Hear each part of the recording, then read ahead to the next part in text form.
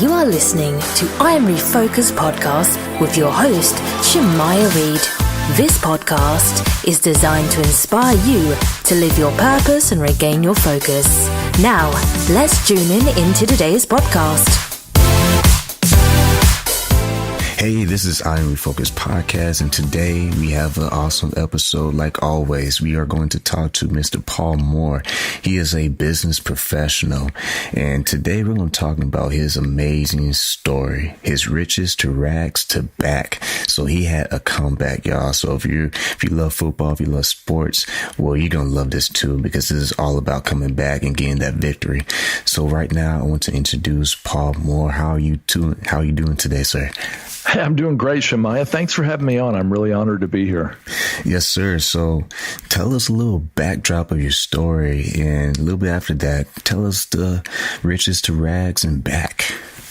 Okay. Well, I got an engineering degree, which was probably a mistake for a guy who didn't ever tinker with toys or anything as a kid. And I went on to get an MBA, fortunately, and I went to Ford Motor Company for about 5 years. And I loved Ford. I was at their headquarters in Detroit.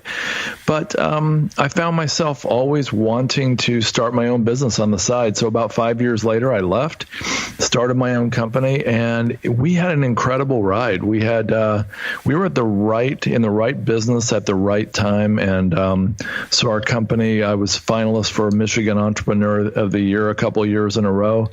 And we sold our company for a really nice profit. We put about, $1.9 million in my pocket at, age 36, I think.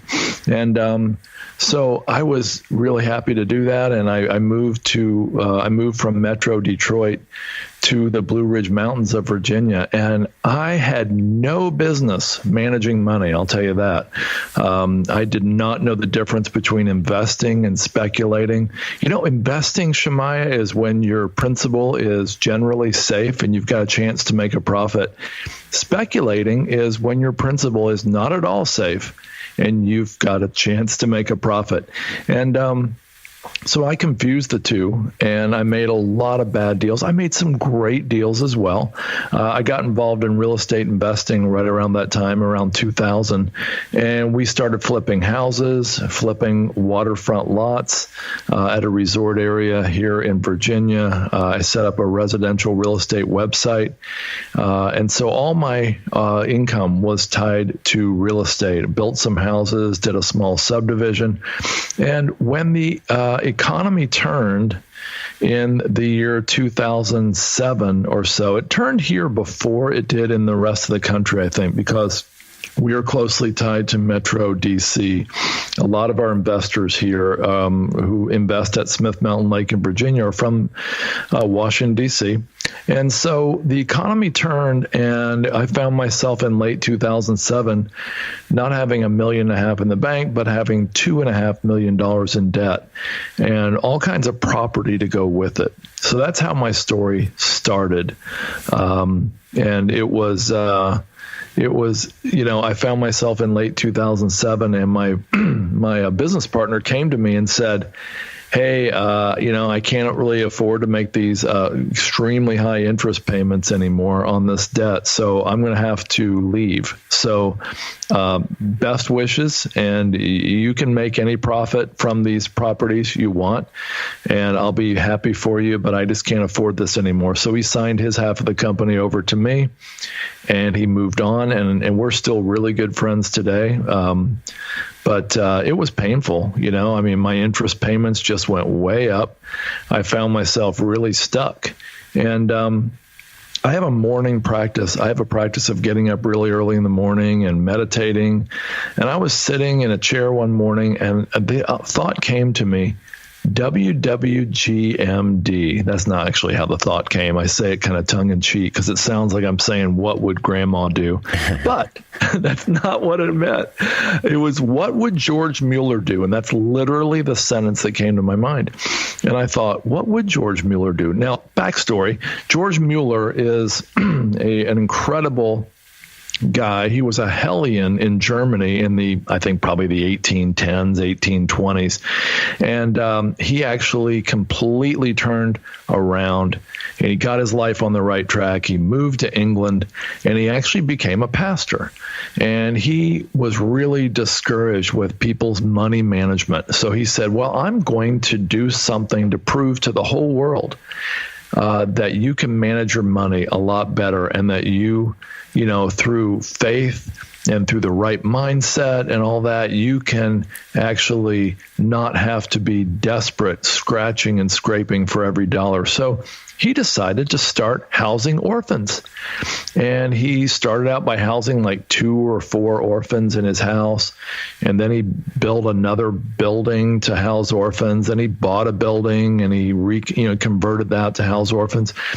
And he lived through the rest of the 1800s, and they housed a total of 10,000 orphans over those years. And he never, ever asked anybody for a penny. He never told anybody how much money they needed. It just all came to him. And he had a really big thing about recording every penny. So we have his journals today of every single dollar he made and every dollar he spent. He was really diligent. And I guess in today's dollars, he probably, from what I've heard, raised about $200 million. Although to house that many orphans, you'd think it would be even more. But anyway, he had a really big thing against debt, and he had a really big thing for generosity. And so I thought, okay, so what would George, he would not have been in debt, but he would have been really generous. It's too late for me not to get in debt, but I can try the other part. So I called 2 friends together who met with me at a restaurant and said, hey, dude, you're going to have to declare bankruptcy. Let's just face it. And I said, no, I don't think so. I said, I'm going to give my way out of debt. And they looked at me, they looked at each other, they said, excuse me? I said, I'm going to try to give my way out of debt. It might be a total failure, but actually it can't be any worse than it is now. So I'm just going to try this experiment. I'm going to start giving really, really generously. Kind of like, if you've read Think and Grow Rich. If you really think about what you want your future to be, and in my case, I really had faith about what my future would be. And so I began to pray a lot, meditate more, and I began to give really, really generously. Now, my family, they kind of came on board. I have 4 young kids, and then my wife was really scared, but she's a real generous person anyway. So she said, okay, well, it can't be any worse than it is. And so we started giving a significant amount of money every single week to some nonprofits, charities, and a church we were involved in. And we started doing this week in and week out. And in about the 4th week, Shemaiah, the strangest thing happened. I was at a Subway restaurant, and I met a real estate developer there that I knew a little. And I told him my situation. I said, yeah, I got all this debt. And to make things worse, I've got this 5-acre waterfront parcel at Smith Mountain Lake that I was going to turn into a 5-acre mini subdivision. I can't divide it into 5 lots. And nobody, as we're going into this recession, of course, nobody knew how bad it was going to get just about a year later. I said, nobody wants to buy a 5-acre lot. If I could divide it into 5 1-acre lots, I think I could sell them. And he said, well, sure you can. Here's how. And I said, no, that won't work. I already thought of that. And it was this really obscure law that very few people know about, but it's on the books in most rural areas. It's called the family exemption. It allows you to split your land like one time. As long as you own it. And so I said, yeah, I need to split it like 5 times, or I need to make 4 splits to make 5 acres. He goes, yeah, well, you ought to think about it some more. And right when he said that, the light bulb went off in my head, and it was just this crazy idea. And so I called my surveyor, who's really upstanding member of the community, known by the county planning and zoning people really well for probably 30 years. He was like 70. And I said, hey, I got this crazy idea. Listen. And he's like, that's ridiculous. wow, yeah, wow, no, they won't allow. Well, they might allow that. No. And so he said, let's just go meet with them. So we went straight to the county planning and zoning board. Actually, it was a day later. And we sat down with them and I explained this idea. And this lady looks at me over her glasses. She's an older lady. And she goes, I've been working here for a long, long time. I can't remember how long. And she said, nobody has ever used the law that prohibits subdividing to try to subdivide even further. But actually, you're right. She said, nobody's thought of this. And in all these years, this law's been on the books. Nobody's came up with this idea, but you're right. You can do it. She said, you can subdivide your lots, and I won't stop you. She said, maybe we should change the law, but as long as this law is on the books, you can do this. And so I went back and I had to convince my bank to take this incredibly outrageous risk with me. I did. I actually did not convince that bank. I actually had to walk out and refinance the property with another bank, but I did convince that second bank to do this. And I can just fast forward a little, Shemai, and tell you that 13 months later, we were completely debt free. Wow. I mean, this whole story is very unique. I never heard any story like this before. You basically turned a huge problem, and from what I've heard, you broke it down and found a solution. And that's something that I've been learning as a young entrepreneur, is that not only are businesses here to solve problems, but critical thinking. And you use your faith and giving your way. That I never heard that before. Giving your way out of that. Before we wrap up this segment, man, the next segment, we're going to talk about the secrets of the super wealthy. Man, I appreciate you just being on the show, because your story is really going to influence a lot of people to not just think different about the problems, but execute differently. So y'all don't hold on to your hats, because we're coming out with more great details and information for you. We are talking to Mr. Paul Moore. Don't touch that iPhone, that smartphone device. We will be right back.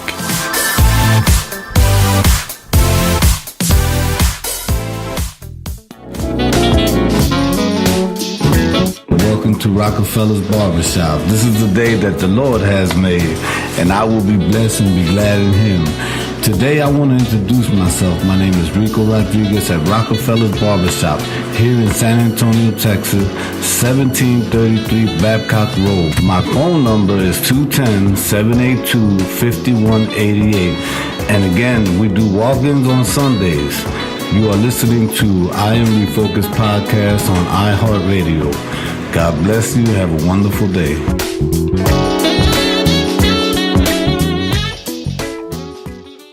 Does your website need more traffic? Well, visit overflowcafe.com today. They make websites popular, and over 41,000 people use their service to gain more customers. They are winning at business. What about you? Visit overflowcafe.com today.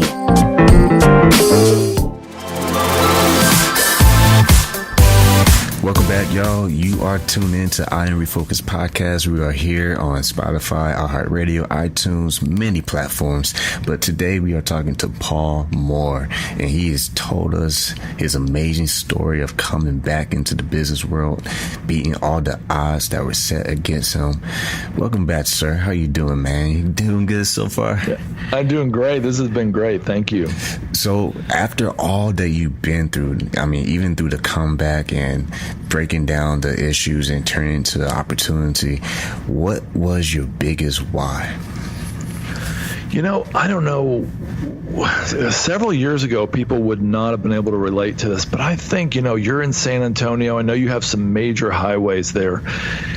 I don't know what in the world people know about human trafficking, but it gripped me a couple years ago. You know, Shemaiah, if you took the record profits, not the average, but the record profits of Apple, Nike, Starbucks, and General Motors, and you took their record profits and added them together and doubled that number, That's the estimated annual revenues generated by human trafficking every year.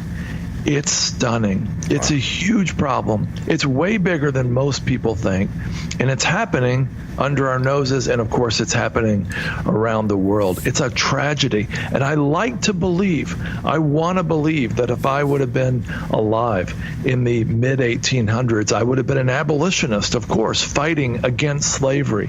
And if I would have been an adult in the 1960s, I would have been standing up for civil rights.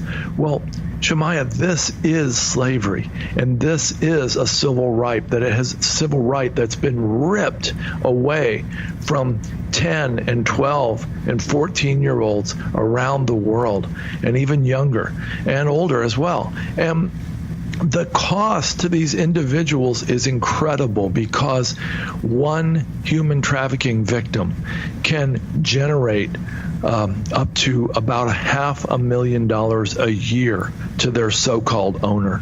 And it's stunning to think what that means to that child, to that girl, or in a few cases, a boy. And so it is my goal, and it's my desire to raise awareness for this around the world, and to basically funnel $1 billion into fighting human trafficking and into rescuing its victims. And so that's one of the reasons I'm on podcasts. It's one of the reasons I'm trying to make as much money as I can in our company to donate a lot of it to this.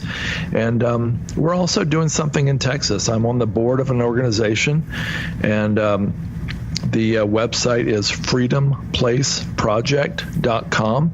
We're not asking for any donations. We're actually going to build $1 billion office complex in the Dallas-Fort Worth area, and we're going to use 100% of our profits as a developer toward fighting human trafficking and rescuing its victims. And we expect that'll be about $100 million or more.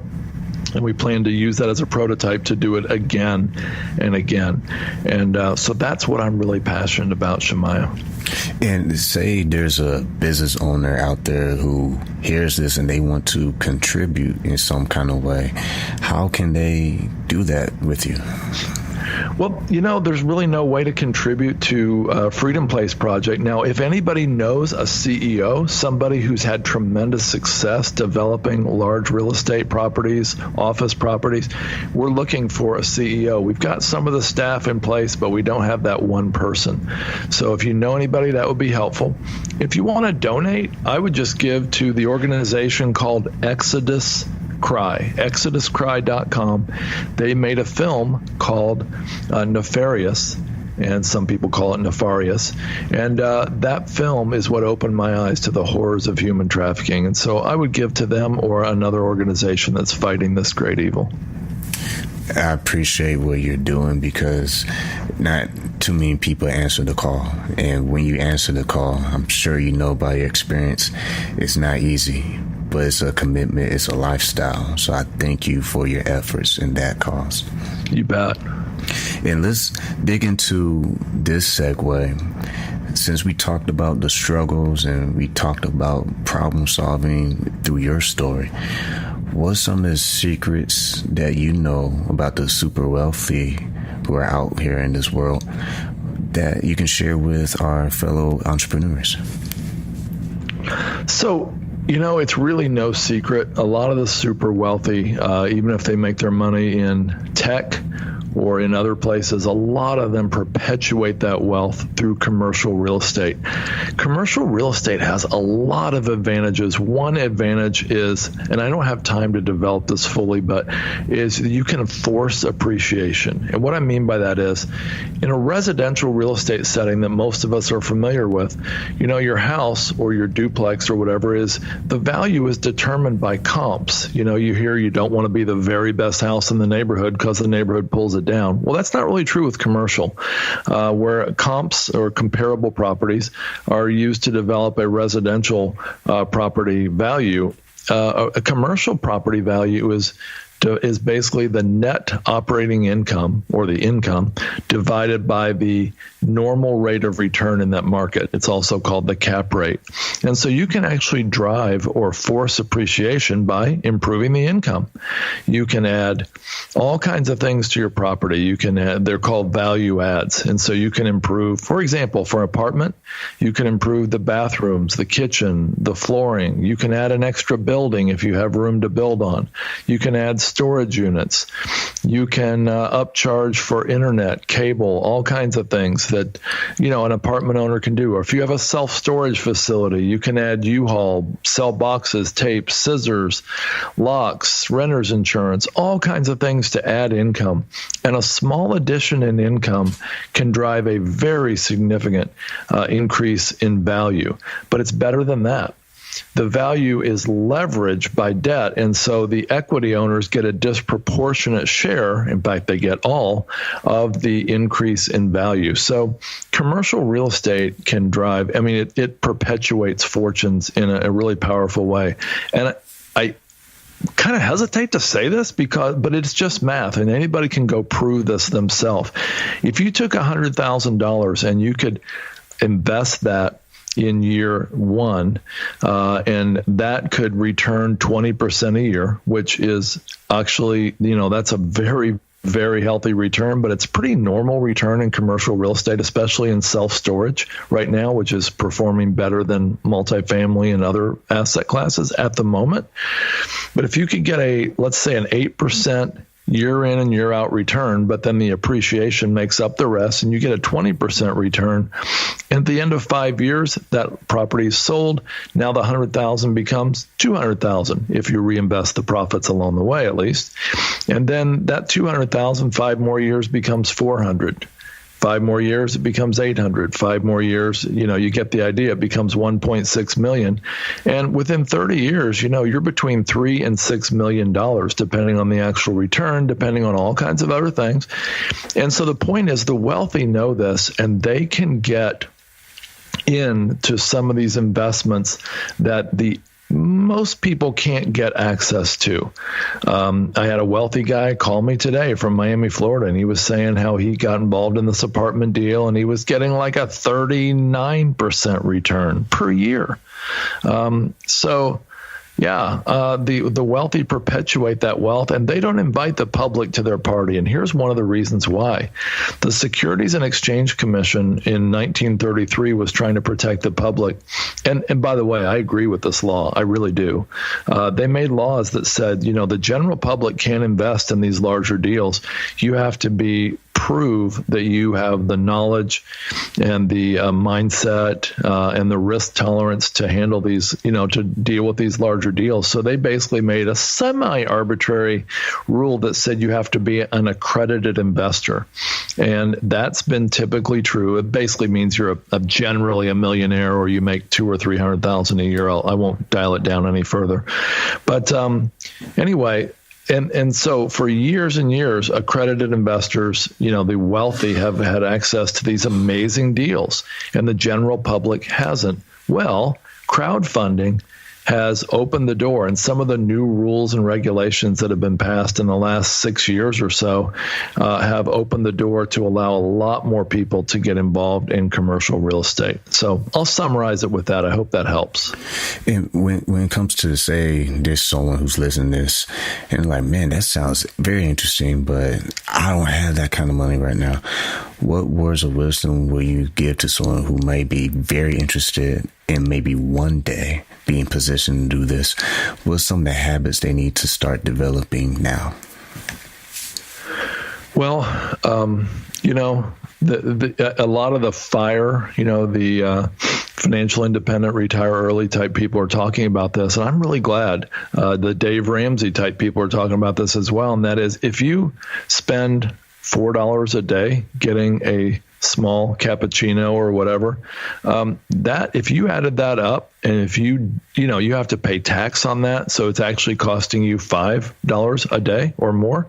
If you just take little steps like that to cut back and start pushing that money aside and investing it well, you can be in a position sooner than you think to have, maybe you'll have $10,000 to invest in the way I told you, or $20,000. And there's a lot of things you can do as a beginning investor to save money. Some of these, fire blogs and all that are giving all kinds of cost cutting, minimalistic ideas to, help you save money and, get to the place where you could have $10,000 or $20,000 to invest.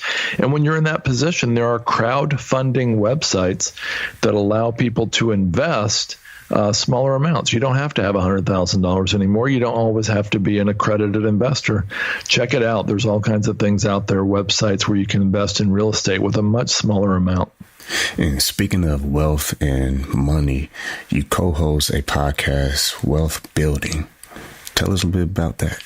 Yeah, it's a wealth. I might have misstated it in my email to you. I'm sorry. We have a wealth building podcast, and it's called How to Lose Money. And that sounds really funny, I guess.